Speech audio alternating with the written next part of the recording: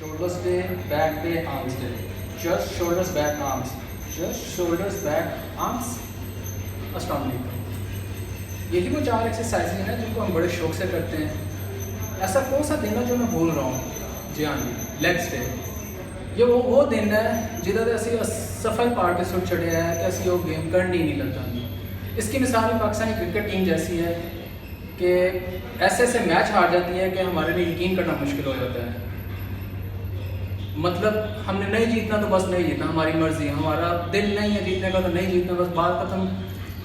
और जब ऐसे ऐसे मैच हराने में आती है तो वो भी हमारे सामने है। आज की इस बॉडी फिटनेस वीडियो के अंदर मैं आपको स्क्वाट्स की टेक्निक बताने की कोशिश करूँगा कि इनको करने से हमारे जिस्म पे कितने मुस्बत असरात मुरतब हो सकते हैं। बेशुमार चीज़ें हैं जो स्क्वाट्स के टॉप से लेकर बॉटम तक चीज़ें काउंट होती हैं, लेकिन अभी फ़िलहाल मैं आपको चंद चीज़ें बताऊंगा। बाकी आने वाली वीडियोस में वक्त के साथ साथ मैं आपको चीज़ें बताता जाऊंगा इंशाल्लाह। सबसे पहले जो पॉइंट है सबसे पहला वो है वार्म अप। वार्म अप एक ऐसा ज़रूरी अमल है कि इसको मुझे सबसे पहले बताना चाहिए था, लेकिन किसी वजह से मैं स्क्वाट को पहले ले आया। इस वीडियो के बाद की जो मेरी वीडियो होगी वो मैं स्क्वाट्स के उसके बाद मैं वार्म अप के बारे में बताऊंगा। और एक वीडियो और है जिसका सवाल मुझसे बहुत ज़्यादा होता है कि इसको कम करने का क्या तरीका है। वो एक बड़ा फेवरेट क्वेश्चन बन चुका है मेरे लिए कि मुझे रोज़ ये सुनना पड़ता है अक्सर कि ये इसको कैसे किया जाए। तो उस मौजू पे भी एक वीडियो बनाऊँगा मैं वार्म अप के बाद। फिर उसके बाद मेरी जो एक सीक्वेंस है स्क्वाट्स का मैं उस पर आ जाऊँगा। पहली चीज़ जो थी वार्म अप आपका बहुत ज़रूरी है। सेकंड चीज़ आपका शूज़ का बहुत अच्छा होना बहुत ज़रूरी है। एक हमारे शूज़ जॉगर्स होते हैं, बड़े सॉफ्ट सोल वाले होते हैं, वो स्क्वाट्स के लिए नहीं है, वो लेग्स की एक्सरसाइज के लिए बेहतर नहीं है। उसकी वजह ये कि उसका जो सोल होता है बहुत सॉफ्ट होता है। सॉफ्ट होने की वजह से आपका बैलेंस जो है वो ग्रेविटेशनल जो फोर्स होती है वो आपको इम्बैलेंस करती रहती है सॉफ्ट होने की वजह से, क्योंकि आपके ऊपर बहुत ज़्यादा वेट होता है, 100 किलो वज़न होता है या 200 किलो 150 किलो जितना भी वज़न है, तो वो शूज़ बेहतर नहीं होते। शूज़ जो प्रोफेशनल जो स्क्वाट्स के शूज़ होते हैं, जिस तरह ओलंपिक वेट लिफ्टर्स होते हैं, वो उनके पास प्रॉपर हार्ड सोल वाले शूज़ होते हैं जो कि बहुत फ्लैट होते हैं, बहुत उनकी हार्ड सोल होती है। तो दूसरी चीज़ है कि आपके शूज़ का सही होना बहुत ज़रूरी है। तीसरी चीज़ आपका जब बार आप ग्रिप करें, आपकी बाजुओं की जो ग्रिप है हैंड्स की, वो हाथों की ग्रिप बहुत अच्छी बैलेंस होनी चाहिए। ऐसा ना हो कि एक हाथ बहुत बाहर है एक कम है, उससे आपका बैलेंस आउट हो सकता है। बार के बिल्कुल आप सेंटर में आना है, जैसे आपने ग्रिप करनी है बार के बिल्कुल सेंटर में आना है। सेंटर में आने के बाद आपने बार के बिल्कुल नीचे खड़े होना है। बार आपका आएगा ट्रैप्स मसल्स पे। ट्रैप मसल पे अभी मैं आपको स्क्वाट्स करके दिखाऊंगा। ट्रैप मसल्स के आने के बाद जब आप बार के नीचे खड़े होंगे तो आपकी जो हील होगी बार के बिल्कुल नीचे होगी। उससे ये होगा कि आपको एक बार को लिफ्ट करने में एक बहुत आसानी मिलेगी, वो एक बहुत अच्छी पोजीशन है। और जब आपने बार को उठाना है, अनरैक करना है, बार इतना ऊंचा ना हो कि आपको अपनी हील्स उठानी पड़े, उससे आपका बैलेंस नहीं बनेगा। अगर आप बहुत हैवी वेट उठा रहे हैं, आपको वो फील नहीं कर सकेंगे कितना आपका वेट जो है आपके शोल्डर्स पर है। तो बार इतना नीचे हो कि आप उसको नीचे झुक के उठाएं, फील करें वेट को कि कितना वेट है, उसके बाद 1 या 2 स्टेप्स पीछे आ जाएं। डिपेंड करता है रैक कैसा है। कुछ रैक्स होते हैं जैसे ये रैक है, ये बिल्कुल थोड़ा सा सीधा है। कुछ रैक्स होते हैं जो यूँ आते हैं। इस सूरत में अगर आप बार को उठा के 2 स्टेप पीछे आएंगे और नीचे जब बॉटम की तरफ जाएंगे, डीप स्क्वाट्स के लिए जाएंगे, तो बार आपका इस जगह पे आके अड़ जाएगा, तो आपका बैलेंस आउट होगा और वो नुकसान दे। डिपेंड करता है आपका रैक कैसे। अगर आपका रैक जो है बिल्कुल वर्टिकल है, उस सूरत में तो आप 1-2 स्टेप पीछे खड़े होंगे। लेकिन अगर इस सूरत में है बार, अगर वो रैक जो टिल्टिंग सूरत में आ रहा है, उस सूरत में कि आपको ज़्यादा पीछे आना पड़ेगा ताकि आप जब डीप स्क्वाट के लिए जाए तो आपका बार जो है उस स्क्वाट्स के रैक के साथ ना टकरा सके। पीछे 2 कदम आने का फ़ायदा ये होगा कि आप अगर हैवी वेट कर रहे हैं, आपको बार को रैक करने के लिए आसानी होगी।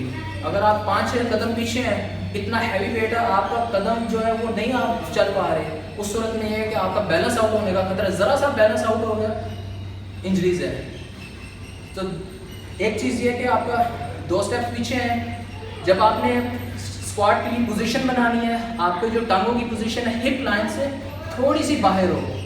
जब हिप लाइन से बाहर होगी और फिर आपने टोज की पोजीशन जो ना अपने पाँव की पोजीशन वो वी शेप में रखनी है और वी शेप बैलेंस होनी चाहिए। ऐसा ना हो कि एक पाँव ज़्यादा बाहर है और एक कम है, उस सूरत में भी डेंजर पोजीशन है आपकी नीज के लिए, घुटनों के लिए। जब ये आपने कर लिया, उसके बाद फिर आपने जब स्क्वाट के लिए नीचे जाना है, आपकी नी और टो ये दोनों इन लाइन होने चाहिए।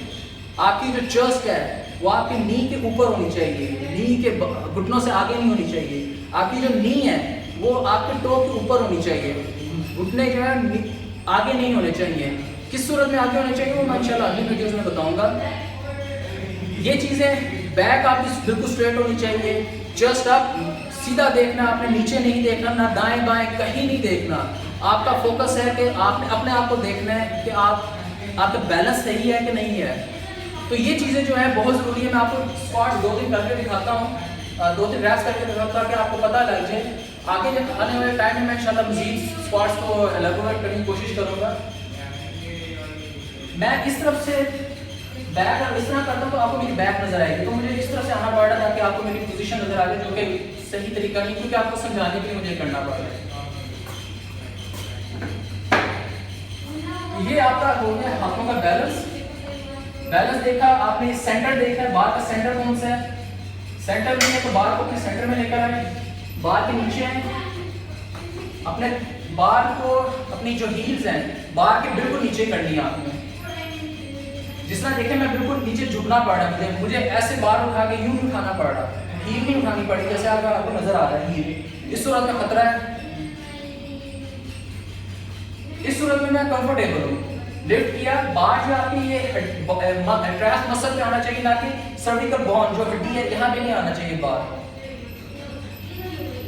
लिफ्ट किया, फील किया कितना वेट है, 1 या 2 कदम आगे है, टोज अपनी पोजीशन संभाली और deep down as much as you can। 1 2 सीधा देखते रहना आपने, 3 4।